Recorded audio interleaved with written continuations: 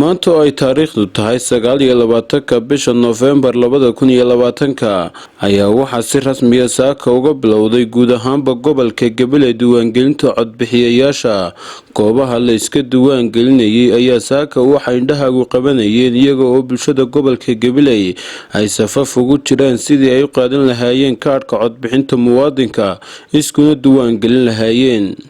wasiirka wasaaradda isgaarsiinta iyo tiknoolajiyada Somaliland maamulka gobolka iyo ka degmada Gabiley mas'uuliyiinta heer qaran iyo heer gobol ee xisbiyada kulmiye wadani iyo ucid iyo qaar kamida musharaxiinta gobolka Gabiley ayaa waxa ay soo kormeereen goobaha ay ka socoto diiwaangelinta codbixiyayaasha iyo hanaanka shaqada diiwaangelinta gobolka Gabiley iyaga oo goobaha ay shaqadani ka socoto mid u dul istaagay. ugu horreynna gudoomiyaha komishanka qaranka ee gobolka Gabiley Maxamed Daahir Cabdi ayaa warbaahinta uga warbixiyay sida ay u socoto shaqada diiwaangelinta codbixiyayaasha ee gobolka Gabiley. farxadno maanta inaan halkan ka sheegno in diiwaangelintii degmada Gabiley ay si rasmi ah u bilaabantay. dhammaan 70 goobood oo ku yaala degmada Gabiley si rasmi ah uga bilaabantay, si wanaagsan baana u socotaa, wax dhibaato haba yaraatee ka jiraana ma jirto, sidii loogu talagalay wax walba u socdaa. mas'uuliyiinta xisbiyada qaranka ee heer gobol iyo heer qaran maamulka gobolka iyo ka degmada Gabiley wasiirka isgaarsiinta iyo qaar kamida musharaxiinta gobolka Gabiley ayaa halkaasi ka hadlay waxaana ay ugu baaqeen bulshada gobolka Gabiley in ay isdiiwaan geliyaan oo ay qaataan kaarka codbixinta muwaadinka. waxaan sheegeen in guud ahaanba goobaha ay shaqadu saaka ka bilaabantay ay si nabadgelyo ah uga socoto. waxaana yiraahdeen saaka waxa si rasmi ah inoogu bilaabmay oo inakoo isku duuban oo xisbiyadii iyo dawladdii iyo bulshada rayidka iyo ururadiiba isku dhan aynu kunweer ku nahay siday u socoto. dadka waxaan ku wacyigelinaynaa inay dib u qaataan kaarka wixii aan qaadan. oo bishu ay tahay 29 ilaahay mahadi waxa inoo bilaabantay oo si habsami ah inoogu socotaa isdiiwaangelintii kaarka codbixiyayaasha.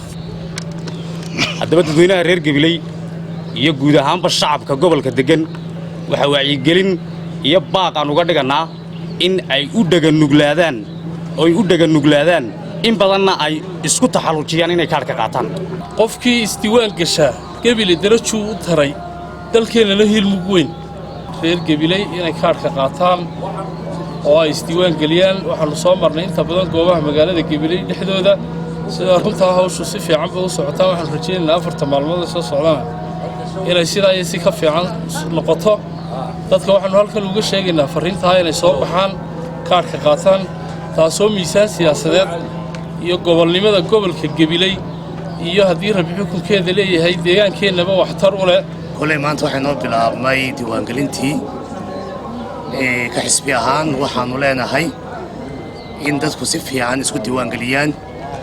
goobo badan baan soo eegnay masha Allah aad u fiicnaayeen. dadku waxaan ugu baaqaynaa maanta waxay ka tashanayaan mustaqbalkoodii xildhibaankay doonayaan iyo inay u hiiliyaan degmo ahaan iyo gobol ahaan. waxay degmada iyo gobolkan ugu hiilinayaan hadduu cod badan ka soo baxo degmada iyo gobolka ugu hiilinayaan. diiwaangelintani way ka duwan tahay kuwii hore. waxa xulanaysan ka yimid matalaya xaqa muwaadiniinta leedihiin baan muujinaysaa idinkoo wada jira oo isku duuban asxaab kala ahay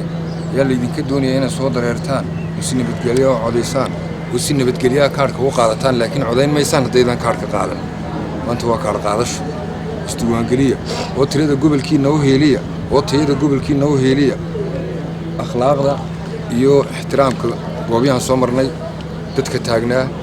كنت ياد ما نقول فرح سنة البحر مدرس تسالك قبل هذا كراها ونقط هذا مركز عدك تما ضوات عيشان دونتا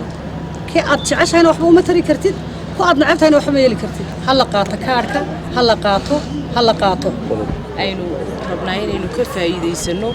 diiwaangelintii maanta si rasmi ah uga bilaabantay dhammaan gobolada Jamhuuriyadda Somaliland. hadaba waxaynu leenahay dhammaan gobolka Gabiley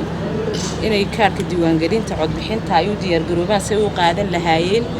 bismillaahir rahmaanir rahiim. diiwaangelintii maanta wax ka bilaabantay gobolka Gabiley guud ahaan. diiwaangelintu waa arrin muhiim u ah doorashada soo socota ee golaha baarlamaanka. marka waxaan aad kula talinayaa gobolka Gabiley inay dadweynuhu aad isku diiwaangeliyaan. waxa muhiim ah markaad isdiiwaangelinayso inaad fahanto halkaad ku socoto waa maxay. waxaad tagaysaa golihii codkaaga matalayay waxaad doonayso waa bridge-ka waxa la yidhaha isku xidha dadka iyo shacbiga iyo dowladda isku xidha weeye marka waa muhiim doorashadu inaad registrationkan aad ka qayb qaadataan maamaha baa jirta Frenchia oo tiraahda haddii aanad kursi ku lahayn meesha cuntada kursiga cuntada miiska cuntada taalo waxaad ka mid tahay waxa la cunayo sida awgeed waxa la cunaysa aanad u noqon waxaan aad kula talinayaa inaad ka qayb qaadataan diiwaangelinta oo aad doorashada aad si fiican uga qayb qaadataan assalaamu calaykum waa maalin ka mid ah maalmaha qaranka jamhuuriyadda Soomaaliland u dareeray inay qaataan kaarka diiwaangelinta gobolada qaarkood oo ay ka mid tahay gobolka Gabiley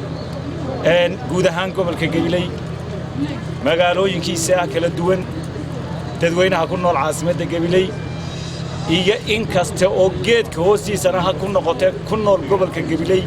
ee codkaas aanu ku hadlaynaa gaadho waxaanu leenahay maanta u hiili qaranka Soomaaliland u hiili gobolnimada Gabiley kan nixi cadowga Soomaaliland waxaynu ka warqabnaa in maanta 29 bisha tahay ay gobolka Gabiley si rasmi ah uga bilaabantay kaar qaadashadii runtii aad baan ugu mahadcelinaynaa komishanka oo si habsamiya dhammaan goobihii gobolka waa shaqadu uga bilaabantay waxaanu sidoo kale u mahadcelinaynaa dadweynaha sida sharafta leh ugu soo dareeray inay kaarka qaataan aan shacabka reer Gabiley kaga codsanano ugu baaqano inay gutaan waajibkooda dastuuriga ah oo ay u soo dareeraan sida ay ugu soo dareereen kaar qaadashadii oo ay u samraan kuyuuga si uu qofku u guto xaqiisa dastuuriga ah kaarkani wuxuu anfacayaa mar wuxuu anfacayaa gobolka Gabiley waxa weeyaan xildhibaanadii ama golo deegaan ama baarlamaan ayaad ku kala dooranaysaa kii fiicnaa ee ku hogaaminaya marna wuxuu bedelayaa madaxtinimadii qaranka jamhuuriyadda Soomaaliland oo madaxweynihii baa lagu dooranaya dada maanta oo nimid gobol Gabiley waxa weeye in aan bal ka war helno aanu ku galno sida u bilaabantay diiwaangelintii codbixiyaasha